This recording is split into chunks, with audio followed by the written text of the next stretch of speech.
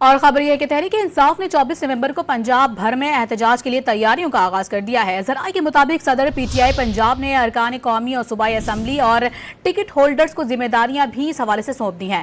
تفصیلات جانیں گے، ڈان نیوز کے نمائندے میاں شعیب ہمارے ساتھ موجود ہیں۔ شعیب، پی ٹی آئی کی احتجاج کی تیاریوں سے متعلق کیا بتائیں گے آپ؟